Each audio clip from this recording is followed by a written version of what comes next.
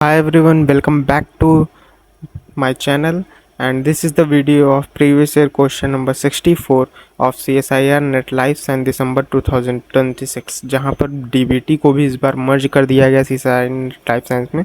जो भी नए व्यूवर्स जुड़ रहे हैं तो उनको बता दें कि ये CSIR net previous year questions की वीडियोस होती है जो कि लगातार हम 1 मंथ से कवर कर रहे हैं। 64 डेज़ है तो आई थिंक 2 महीने कंप्लीट होने वाले हैं हमारे। और ये क्या होती है कि इसमें हम crystal clear concept detail explanation के साथ प्रीवियस ईयर क्वेश्चन देखते हैं, जिससे कि आपको पता चलता है कि पेपर का पैटर्न क्या होता है, किस तरीके से क्वेश्चन पूछे जाते हैं। आज थर्सडे है तो आज हम सेल बायोलॉजी के सेल साइकिल के क्वेश्चन कर रहे हैं और ये टॉपिक हमारा पूरे वीक चलेगा। इस वीडियोस में हम इसके पहले डिफरेंट सब्जेक्ट के क्वेश्चन को डिस्कस करते थे, लेकिन अब क्या करते हैं कि अब हम थोड़ा मॉडिफिकेशन कर रहे हैं कि एक ही टॉपिक को पूरे 1 वीक चला रहे हैं, जिससे कि क्लैरिटी हो। Daily previous year question series होती है, 1 सब्जेक्ट एवरी डे के साथ हम डेली कंसिस्टेंसी के साथ मैक्सिमम स्कोर कर सकते हैं।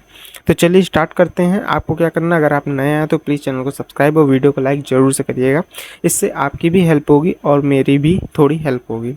तो चलिए स्टार्ट करते हैं आज की वीडियो। आपको पता है कि हम अपनी वीडियो एक छोटे से मोटिवेशन कोटेशन के साथ स्टार्ट करते हैं। आपकी स्क्रीन पे मोटिवेशन कोटेशन एक ये है कि never over estimate and never under estimate anybody, यानी किसी को अपने से ज़्यादा समझना और किसी को अपने से कम समझना नहीं चाहिए। हमेशा इस चीज़ को याद रखना चाहिए हमें। और चलिए स्टार्ट करते हैं। अब आपके स्क्रीन पे एक एक क्वेश्चन एक एक करके शो होंगे, आपको उनके क्या करने हैं, जवाब देने हैं। अगर आपको नहीं भी आता है तो कोई दिक्कत नहीं है, आपको मेरे एक्सप्लेनेशन सुनने उससे काफ़ी ज़्यादा हेल्प होगी। तो चलिए स्टार्ट करते हैं। ये सेल डिवीज़न से रिलेटेड क्वेश्चन होने वाले हैं। जैसे पहला ही क्वेश्चन कह रहा है the cell division type of that occur in prokaryotes. Prokaryotes में किस तरीके का हमें सेल डिवीज़न देखने को मिलता है। तो प्रोकैरियोट्स में क्या होता है, सबसे पहले तो ये क्या करते हैं, जितना इनमें जेनेटिक मटेरियल होता है एकदम सिंपलेस्ट टाइप का होता है और ये उतना ही जेनेटिक मटेरियल अपने सेकेंड सेल को ट्रांसफ़र कर देती हैं। तो ये सबसे सिंपलेस्ट टाइप का जो हमें देखने को मिलता है प्रोकैरियोट्स में सेल डिवीज़न। ये माइटोसिस तो नहीं हो सकता क्योंकि ये हायर ऑर्गेनिज्म में, मियोसिस भी हायर ऑर्गेनिज्म में, साइटोकाइनेसिस भी हमें हायर ऑर्गेनिज्म में देखने को मिलता है। ए माइटोसिस जो होता है इसी का एक ये क्या कह सकते हैं कि ये टाइप होता है जिसमें कि प्रोकैरियोट्स का सेल डिवीज़न हमें देखने को मिलता है। इसे ही हम कह सकते हैं ये बडिंग होता है। बडिंग टाइप का क्या कहते हैं कि हमारा सेल डिवीज़न देखने को मिलता है, तो जिसमें हमारा टोटल जेनेटिक मटेरियल ट्रांसफ़र हो जाता है। इसे हम ए माइटोसिस टाइप का प्रोकैरियोट में सेल डिवीज़न कहते हैं। माइटोसिस रिजल्ट इन, माइटोसिस में रिजल्ट क्या निकलता है, आपको पता है माइटोसिस में क्या रिजल्ट निकलता है, हमें 2 डिप्लॉयड डॉटर सेल मिलती हैं, यानी हमें 2n एक सेल होती है और माइटोसिस जब होता है तो फर्दर हमें क्या मिल जाता है, 2n सेल नंबर उतने ही क्रोमोसोम नंबर के साथ हमें मिल जाता है। तो ऑप्शन नंबर सी सही होगा। अब मियोसिस में पूछा तो मियोसिस में हमें 4 डिप्लॉयड मिलती हैं कि 4 हैप्लॉयड मिलती हैं, ये तो होगा नहीं 2 डिप्लॉयड। तो मियोसिस में हमें क्या मिलता है, 4 हैप्लॉयड डॉटर सेल मिलती हैं, यानी पेरेंट सेल से हमें एक पेरेंट सेल हमारे पास यहाँ पे होती है जो कि हमारी 2n होती है, फिर 4n होती है, सॉरी 2n होती है। यहाँ से हमें कितनी मिलती हैं, 1n 2n 3n and 4n, यानी 4 हैप्लॉइड सेल हमें यहाँ पे मिलती है मियोसिस में। सर फोर्थ कह रहा है the cytokinesis in animal cell is characterized by, यानी साइटोकाइनेसिस एनिमल सेल में होता है तो इससे क्या फॉर्मूला है, फैगोमोप्लास्ट। फैगोमोप्लास्ट जो होता है ये आपका क्या कहते हैं कि एक दूसरे से सेल को अलग करने का जरिया है, लेकिन ये प्लांट में है। यहाँ पे एनिमल सेल में पूछ रहा है तो यहाँ पे क्या हो जाएगा, यहाँ पे क्लीवेज फरो का फॉर्मेशन होता है। न्यूक्लियर प्लेट क्या होता है, न्यूक्लियर प्लेट आपका जब सेल डिवाइड करती है तो उस टाइम पे बनता है, और साइटोप्लाज्मिक प्लेट ये भी कोई सही टर्म नहीं है। यहाँ पे क्लीवेज फरो का फॉर्मेशन होता है एनिमल सेल में साइटोकाइनेसिस की तरह। The cytokinesis in plant cell is characterized, जैसे कि मैंने बताया प्लांट सेल में साइटोकाइनेसिस के द्वारा होता है, फैगोमोप्लास्ट के द्वारा होता है। The dividing stage in the cell cycle is also known as, यानी सेल स्टेज, सेल साइकिल में डिवाइडिंग स्टेज हम किसे कहते हैं, डिवाइडिंग स्टेज हम किसको बोलते हैं, डिवाइड यानी एक दूसरे का जेनेटिक मटेरियल क्या हो रहा है, वो एक दूसरे से क्या हो जा रहा है, अलग हो जा रहा है। तो यहाँ पे G1 और उसके बाद S और G2 फेज़ में क्या होता है, आपका जेनेटिक मटेरियल क्या होता है, डबल होता है, कंडेंस होता है। लेकिन जब जैसे ही M फेज़ आती है वहाँ पे क्या होता है, सारा ही जेनेटिक मटेरियल जो होता है सेल का और सेल के जितने भी ऑर्गेनेल होते हैं, उसके अंदर के जितने भी कंपोनेंट होते हैं वो क्या होते हैं, डिवाइड हो जाते हैं एम फेज में हमारे। तो आई होप आपको इस स्लाइड के एक्सप्लेनेशन समझ में आएगा। बढ़ते हैं नेक्स्ट क्वेश्चन की ओर। नेक्स्ट क्वेश्चन आपकी स्क्रीन पे शो होंगे, अब आपको उनके जवाब देने हैं। तो स्लाइड चेंज होती है। यहाँ पे क्या कह रहे हैं, the signalling factor that control the cell division are collectively called, यानी सिग्नलिंग फैक्टर्स जो होते हैं वो कौन कौन से होते हैं, जो कि जिन्हें हम क्या कहते हैं। यहाँ बोला adhesion molecule, growth factor, survivins, cytokines. देखिए एडिशन मॉलिक्यूल क्या होते हैं, सेल को एक दूसरे से चिपका के रखने का काम करते हैं। ग्रोथ फैक्टर्स को ही हम क्या बोलते हैं, सिग्नलिंग फैक्टर्स कहते हैं। ये क्या करते हैं, सेल डिवीजन में हेल्प करते हैं। सर्वाइवेंस क्या होते हैं, ये जब सेल कोई अरेस्ट हो जाती है या फिर सेल में कोई अबनॉर्मलिटीज आती है तो उसे बचाने का कार्य सर्वाइवेंस प्रोटीन करते हैं।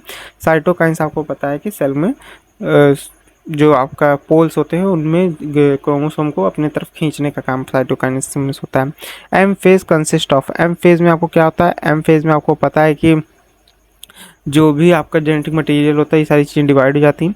लेकिन यहाँ बोल रहा है कि एम फेज में क्या होता है, 5 stage occur nuclear division and cytokinesis, 4 stage, 5 stage, 4 stage nuclear division and cytokinesis.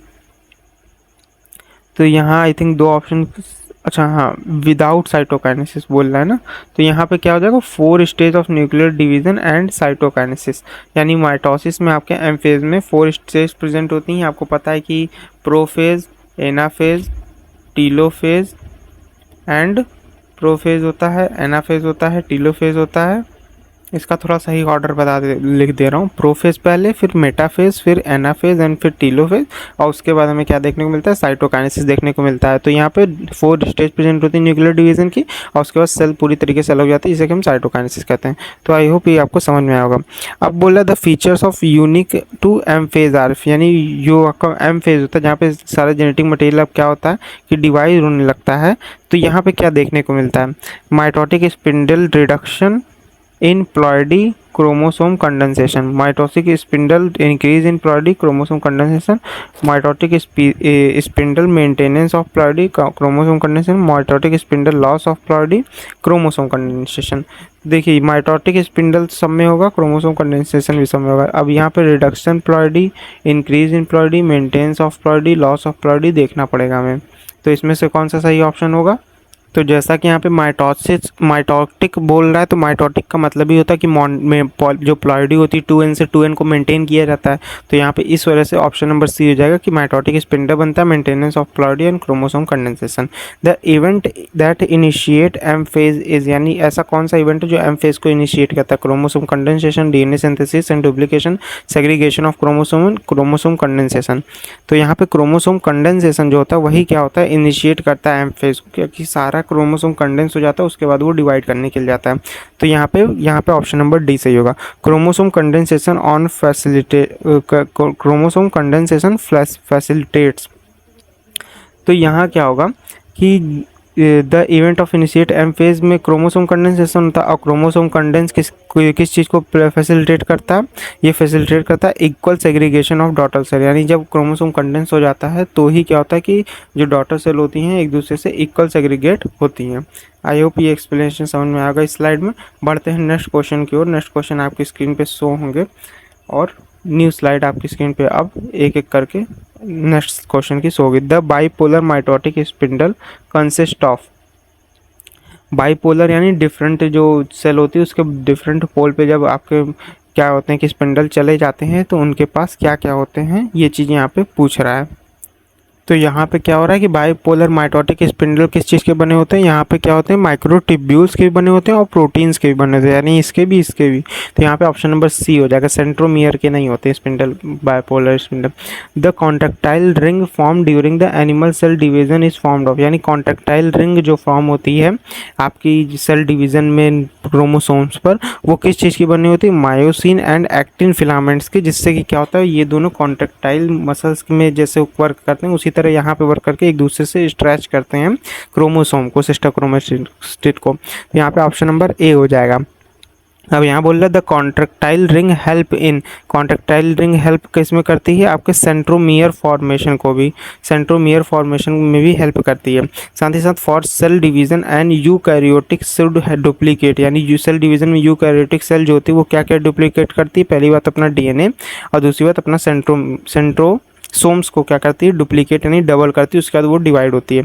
The two poles of the mitotic spindle are form of two pole, जो फॉर्म होते हैं माइटोटिक स्पिंडल में, वो किस चीज़ के बने होते हैं, वो आपके क्या होते हैं, सेंट्रोसोम्स के बने होते हैं। इसी की वजह से क्या होता है कि टू पोल्स में स्पिंडल फॉर्म होते हैं। बढ़ते हैं नेक्स्ट क्वेश्चन की ओर। नेक्स्ट क्वेश्चन आपकी स्क्रीन पे शो होगा, अब उसका जवाब आपको देना होगा। तो यहाँ पे हम नेक्स्ट क्वेश्चन क्या कह रहा है, the metaphase plate form due to the presence of, यानी मेटाफेज में जो प्लेट फॉर्म होती है वो किसकी वजह से यहाँ पे होती है। तो सेल डिवीज़न के टाइम पे क्या होता है कि मेटाफेज में क्या होता है कि सारे क्रोमोसोम जो होते हैं एक एक्सिस में आके बीच में ही अटैच हो मतलब कि आ जाते हैं। उसके बाद फिर क्या होता है कि अपने पोलर रीजन में जाते हैं। तो यहाँ बोला metaphase plate formation due to the presence of centromere on the centrosome, यानी जो सेंट्रोमियर क्रोमोसोम में प्रेजेंट होते हैं उन्हीं की वजह से क्या होता है कि ये सारे क्रोमोसोम एक लाइन में आते हैं। तो ऑप्शन नंबर बी सही हो जाएगा। बोल रहा the splitting of sister chromatids occur at, sister chromatid का क्या होता है कि माइटोटिक फेज में एनाफेज जो होता है वहाँ पे क्या होता है कि स्प्लिटिंग होती है जिससे जेनेटिक मटेरियल चेंज होता है। The spindle elongation after attachment by the kinetochores occur still, यानी स्पिंडल इलोंगेशन भी आपको कहाँ देखने को मिलता है, एनाफेज में ही। बोला the spindle microtubule comprise of, spindle microtubule जो होता है वो किस किस चीज़ का मिलकर बना होता है। तो ये एस्ट्रल माइक्रोट्यूब्यूल होता है जो कि पोलर रीजन में रखने का काम आता है, खींचने के, पोलर माइक्रोट्यूब्यूल बनाए रखता है पोलर रीजन में क्या कहते हैं क्रोमोसोम को। काइनेटोकोर माइक्रोट्यूब्यूल जो होता है वो क्या करता है, स्ट्रेच करवाने का काम करता है और सेल को खींचने के लिए काइनेटोकोर को प्रोवाइड करता है। तो ऑप्शन नंबर डी सही हो जाएगा। 3 टाइप के माइक्रोट्यूब्यूल पाए जाते हैं। The microtubule that push the spindle poles apart are polar microtubule, यानी और यहाँ पे एस्ट्रल माइक्रोट्यूब्यूल जो होते हैं ये सेल के बाहर साइड होते हैं। ये क्या होता है कि जो आपके काइनेटोफोर्स होते हैं उनको और जो जितने भी क्या कहते हैं कि साइटोस्केलेटन होते हैं उनको बैलेंस करने का काम करते हैं। यहाँ तो पोलर माइक्रोट्यूब्यूल होगा जो कि पोलर रीजन में पुश करता है स्पिंडल फाइबर को जाने के लिए। माइक्रोट्यूब्यूल्स ये पोलर माइक्रोट्यूब्यूल होगा। नेक्स्ट क्वेश्चन की ओर बढ़ते हैं। नेक्स्ट क्वेश्चन आपकी स्क्रीन पे होगा, आई थिंक वह लास्ट स्लाइड होगी हमारी। बोल रहा क्या है यहाँ पे, the microtubule that associate with the chromosome, ऐसा माइक्रोट्यूब्यूल जो क्रोमोसोम से अटैच होता है उसको क्या बोलते हैं। तो आपने पढ़ा होगा क्रोमोसोम से कौन अटैच रहता है, काइनेटोफोर अटैच होता है। और काइनेटोफोर क्या होता है, काइनेटोफोर एक आपका माइक्रोट्यूब्यूल होता है। तो ऐसा माइक्रोट्यूब्यूल जो क्रोमोसोम से अटैच होता है वो काइनेटोफोर माइक्रोट्यूब्यूल होता है। पोलर रीजन पे एस्ट्रल सेल के बाहर पाए जाते हैं। एक्टिन मायोसिन तो एक प्रोटीन है। The microtubule that maintains the polar identity of a dividing cell, तो polar identity polar microtubule divide मतलब कि शो करवाते हैं। इसके बाद the microtubule formation and degradation occurs by, microtubule का फॉर्मेशन और डिग्रेडेशन कैसे होता है, पॉलीमराइजेशन एंड डीपॉलीमराइजेशन के थ्रू होता है। The average half life of microtubule most part of cell division, जो माइक्रोट्यूब्यूल्स होते हैं उनकी एवरेज हाफ लाइफ कितनी होती है, अप्रॉक्सीमेटली 15 मिनट होती है। 15 मिनट के बाद डिग्रेड हो जाते हैं, लेकिन मेटाफेज में आते आते इनकी कुछ सेकंड से लेकर 1 मिनट तक ही केवल हाफ साइकिल रह जाती है माइक्रोट्यूब्यूल की। तो the average half life microtubule greatly reduces during आपके मेटाफेज में क्या होता है कि जो हाफ लाइफ होती है वो बहुत घट जाती है और लगभग कितनी हो जाती है, कुछ सेकंड से लेके कुछ मिनट तक, यानी 1 मिनट से लेकर 2 मिनट तक ही केवल रह जाती है। तो आई थिंक ये हमारे लास्ट क्वेश्चन थे। एक बार चेक कर लेते हैं कि ये लास्ट क्वेश्चन, हाँ ये लास्ट क्वेश्चन थे। आपको जाते जाते बस कितना करना है, सब्सक्राइब करना है वीडियो को, चैनल को, और वीडियो को लाइक करना है। अपने एक फ्रेंड के साथ क्या करना है, शेयर करना है। टेलीग्राम लिंक दे दिया हूँ ग्रुप में यहाँ पे, उससे आप ज्वाइन हो सकते हैं, डिस्क्रिप्शन बॉक्स में मिल जाएगी। सभी को यहाँ तक बने रहने के लिए थैंक यू। मिलते हैं कल के सेशन में जहाँ पे हम डिफरेंट क्वेश्चन को डिस्कस करेंगे। तब तक के लिए सभी को गुड बाय एंड लास्ट में टेक केयर। मिलते हैं कल के वीडियो में नए क्वेश्चन के साथ सेम टॉपिक के।